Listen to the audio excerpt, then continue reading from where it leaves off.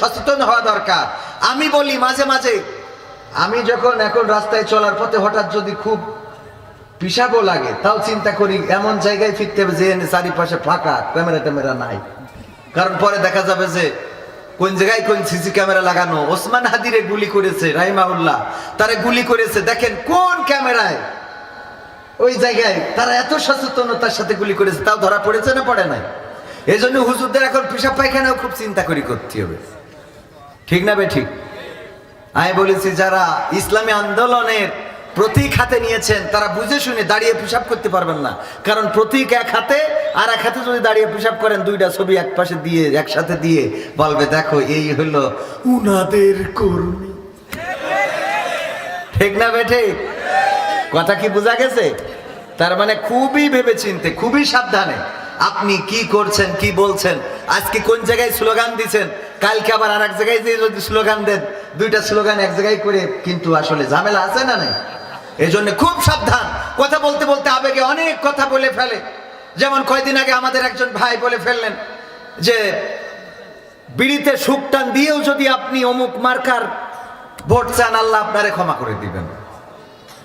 এটা বলা যাবে না, এভাবে বলা যাবে না। আপনি বিড়িতে সুখ টানের কথা বলবেন কেন?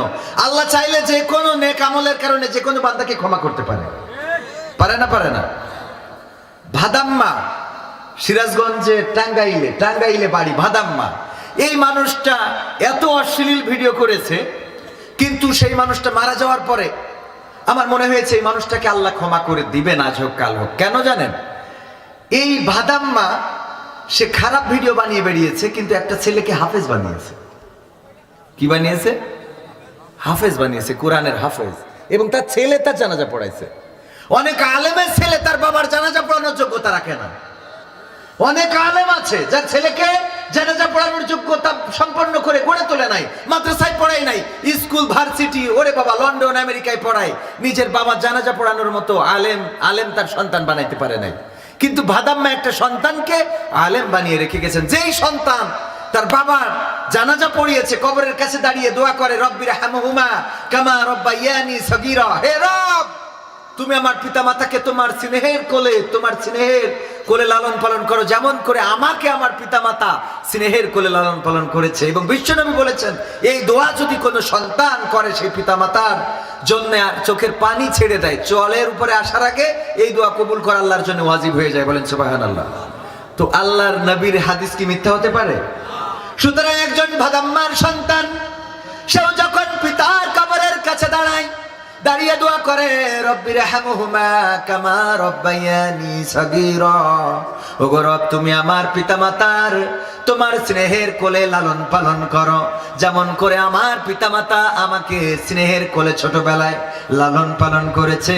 আল্লাহর নবী বলেছেন এই দোয়া যদি কোনো সন্তান করে, ওই সন্তানের দোয়ার বদৌলতে ওই পিতামাতার কবর জান্নাত করে দেন কি আল্লাহ রাব্বুল আলামিন, ক্ষমা করে জান্নাত করে দেন। এই জন্য আল্লাহ চাইলে যে কাউকে যে কোনো কারণে ক্ষমা করতে পারে, যে কোনো নেক আমলের কারণে ক্ষমা করে দিতে পারে, কিন্তু আপনি বিড়ি টানের সাথে তুলনা করতে পারবেন? বিড়ির সাথে তুলনা করা যাবে? এটা হলো এমন, আমাদের অনেকে এমন কথা বলতে যায় ভালো, কিন্তু হয়ে যায় খারাপ। ওই যে একবার বলছিলাম এক ডাক্তারের কাছে গিয়েছে, যে বলতেছে ডাক্তার আপনার কাছে রুগী হয় কেমন? বলছে আসছেন কোথা থেকে? বলল কলারোয়া থেকে, সাতক্ষীরা সদরের ডাক্তার। আসছি কলারোয়া থেকে। বলল কলারোয়া থেকে আসার পথে ডানে বামে নতুন কবর দেখেছেন কয়টা?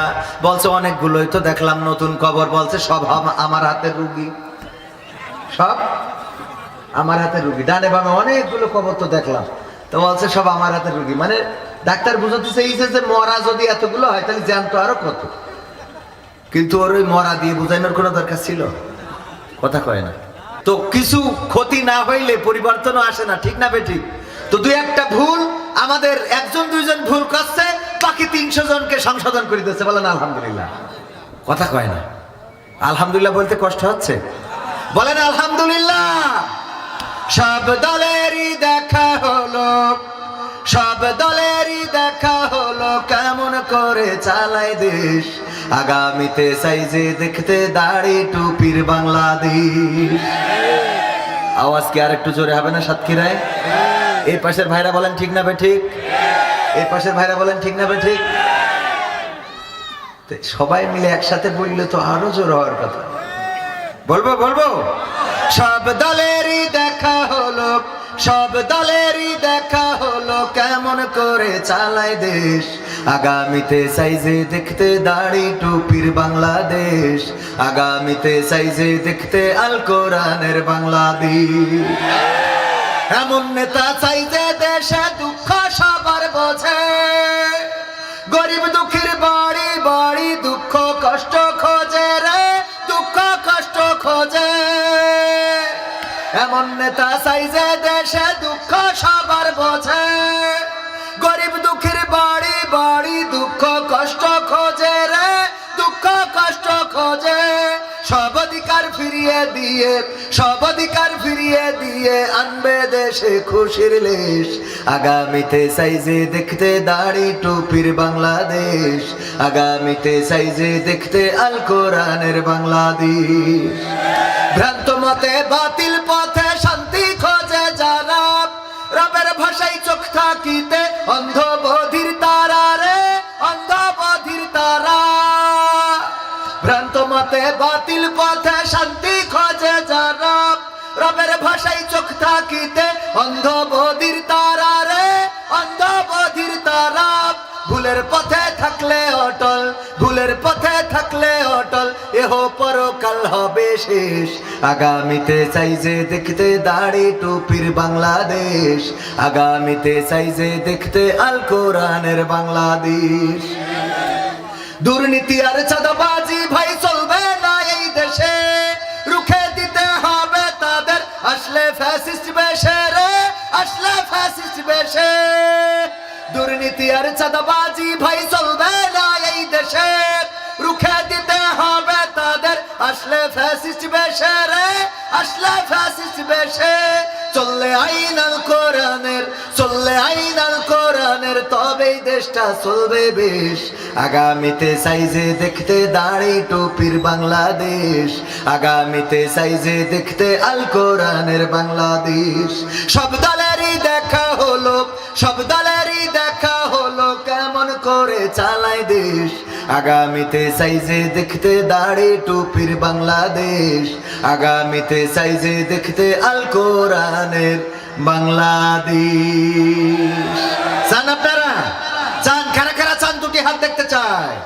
লিল্লাহি তাকবীর, আল কোরআনের আলোক, আল হাদিসের আলোক, আমার নেতা তোমার নেতা, নারায়ে তাকবীর। ওভার কনফিডেন্স মানুষকে ক্ষতি করে। আমার প্রতিষ্ঠান এবার ফাইনাল পরীক্ষায় দেখলাম সবচেয়ে ভালো করবে যে ছাত্রটা, অঙ্কে ভুল করে বসে আছে, উত্তরে ভুল করেছে, অঙ্ক করে ভালো, 1000-এর জায়গায় 2000 বসায় রেখে আসছে। মানে এটারে কি বলে? Over confidence. এই ওভার কনফিডেন্স মানুষকে ক্ষতি করে। শেখ হাসিনা কখনো ভাবে নাই যে 41 সাল, সেখানে 31 সাল পর্যন্ত থাকা যাবে না। তাদের একটা কনফিডেন্স ছিল, সেই কনফিডেন্সের ওভার কনফিডেন্স ছিল, ঠিক না বেঠিক? এই জন্যই প্রায়ই আমার কাদের কাকা বলতো পালাবো না, ঠিক না বেঠিক? খেলা হবে, বলতে না বলতে না। কিন্তু মানুষটা এখন অসুস্থ, আল্লাহ তার সুস্থতা দান করুন, পড়ছি আমি। কারণ এই মানুষের বেঁচে থাকার দরকার আছে না নাই? 41 সাল পর্যন্ত অন্তত ক্ষমতায় না থাকলেও দুনিয়ায় তো থাকা উচিত। আল্লাহ কবুল করুন, বলেন আমিন। তো এই যে ওভার কনফিডেন্স, সাতক্ষীরার জন্য আমার মনে হচ্ছে যে এরকম ওভার কনফিডেন্স হয়ে যাচ্ছে কিনা। কারণ এরকম মাহফিলে সাতক্ষীরার স্লোগান দিয়ে আগুন করে ফেলার কথা।